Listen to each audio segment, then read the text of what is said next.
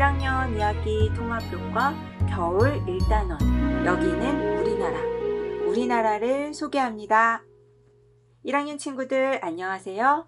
혹시 지난 시간에 어떤 거 공부했는지 기억나나요? 맞아요. 우리나라 국기인 태극기와 우리나라 노래인 애국가에 대해서 알아보았었지요. 제재는 애국가 후렴 부분 가사 알고 있나요? 그럼요. 무궁화 삼천리 화려강산 대한 사람 대안으로 길이 보전하세 잖아요. 와, 제재는 애국가 가사를 다 알고 있네요. 오늘은 애국가 후렴에 나오는 우리나라 꽃, 무궁화를 가지고 공부하려고 해요. 무궁화는 영원히 피고 또 피어서 지지 않는 꽃이라는 뜻을 가지고 있대요. 제재는 무궁화 본 적 있나요? 잘 못 본 것 같아요. 선생님도 요즘엔 무궁화 꽃을 찾아보기가 어렵네요. 선생님이 어렸을 땐 무궁화 꽃이 동네에도 많이 피어 있어서 쉽게 볼 수 있었거든요. 무궁화 꽃은 꽃잎이 5장이고 가운데 커다란 노란 꽃술이 있답니다. 꽃술 주변에 꽃잎은 빨갛게 물들어 있고요. 흔히 우리가 보는 무궁화 꽃은 분홍색인데 하얀색 무궁화도 있고 보라색 무궁화 꽃도 있어요. 기다란 줄기에 무궁화 꽃이 여러 송이 핀답니다. 이 무궁화가 왜 우리나라를 상징하는 꽃이 되었을까요? 아까 선생님이 설명하신 것처럼 영원히 피는 꽃이라는 뜻이어서 그런 것 같아요. 와, 잘 이야기해 주었어요. 무궁화는 피어도 잘 지지 않고 우리나라 사람들이 부지런히 일하는 모습을 닮았다고 생각했답니다. 또 생명력이 강해서 우리나라 어디서나 잘 자라고 무려 석 달, 3달 정도를 매일 새로운 꽃을 피워낸다고 해요. 와, 3달씩이나요? 네, 식물이지만 성실하게 꽃을 피우는 생명력을 칭찬해 줄 만하지요. 그래서인지 우리나라 사람들이 자랑스러워하는 우리나라 꽃으로 사랑받고 있어요. 그래서 무궁화를 가지고 만든 노래도 있어요. 한번 들어볼까요?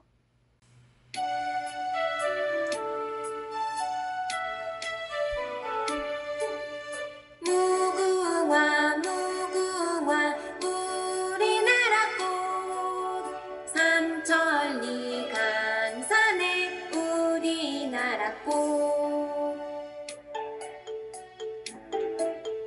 피었네 피었네 우리나라 꽃 삼천리 강산의 우리나라 꽃.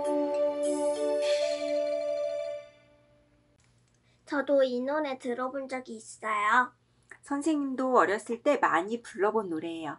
그러면 우리 지난 시간에 한 것처럼 리듬 악기로 박자를 치면서 들어볼까요?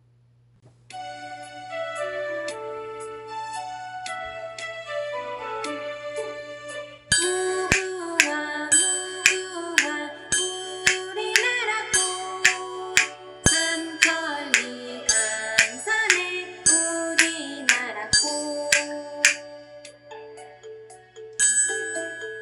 피었네 피었네 우리나라 꽃 삼천리 강산의 우리나라 꽃.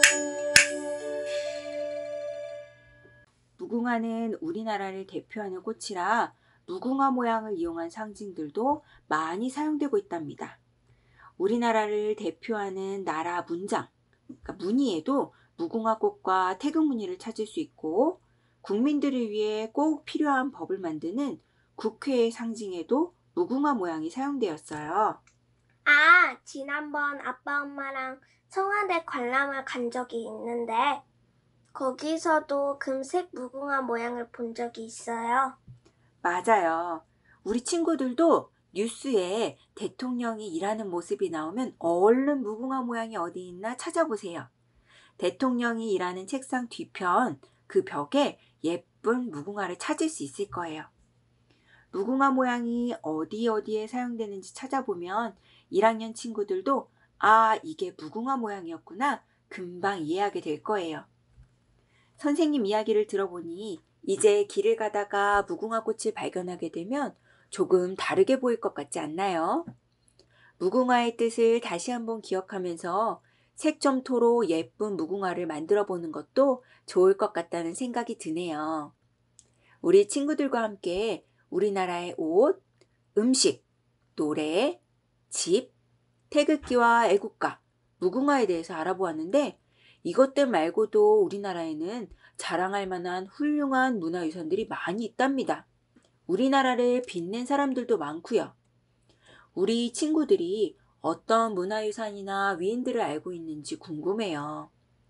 제재는 다른 사람들에게 자랑하고 싶은 우리나라의 장소가 있는지 생각해 볼까요? 저는 제주도를 갔을 때 제일 좋았어요. 선생님도 제주도를 참 좋아해요. 제주도는 바다도 아름답고 유명한 한라산도 있으니까요.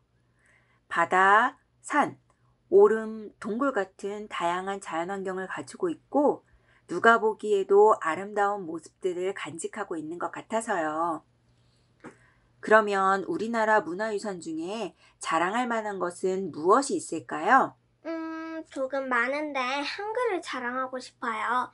세종대왕 책을 읽으면서 백성들을 위해 한글을 만드는 게 기억에 남아서요. 맞아요. 세종대왕님이 만드신 한글은 누구나 배우기 쉽대요. 그래서 글자가 없는 다른 나라의 부족들이 자기들의 글로 선택해서 배우기도 한다고 하니까 얼마나 훌륭한 문화유산인지 짐작할 수 있겠지요? 이것들 말고도 신라시대의 하늘을 관측하던 첨성대나 석굴암, 고려시대의 청자, 우리나라의 전통운동인 태권도 등 우리나라에는 자랑할 만한 문화유산들이 굉장히 많이 있답니다. 또 존경할 만한 위인들도 많이 있어요. 제재는 우리나라를 빛낸 100명의 위인들 노래 아나요? 그럼요. 아주 어린 꼬마들부터 그 노래는 다 좋아하더라고요. 아마 우리 1학년 친구들도 다 알 것 같아요. 그 노래에 우리나라를 빛낸 위인들이 많이 나오지요. 어떤 인물이 우리 친구들 마음에 쏙 드는지 궁금하네요. 공부를 마치고 우리 친구들이 좋아하는 위인에 관한 책들을 찾아 읽어보면 참 좋을 것 같아요. 오늘은 오랜만에 우리 친구들이 좋아하는 퀴즈로 수업을 마무리하려고 해요. 선생님이 설명하는 우리나라를 빛낸 인물을 잘 듣고 그 인물이 누구인지 맞춰보는 거예요. 준비되었나요? 이 사람은 조선시대의 장군입니다. 거북선이라는 배를 만들어 임진왜란이라는 일본과의 전쟁에서 승리를 거두었어요. 충무공으로 불리기도 한답니다. 저 알아요. 이순신 장군이요. 맞아요. 이순신 장군은 거북선을 만들어 일본과의 전쟁에서 큰 승리를 거둔 우리나라를 지켰던 인물이지요. 사랑스러운 우리 1학년 친구들도 앞으로 열심히 노력해서 우리나라를 빛내는 사람들이 되길 바래요. 그럼 친구들, 다음 시간에 또 만나요. 안녕!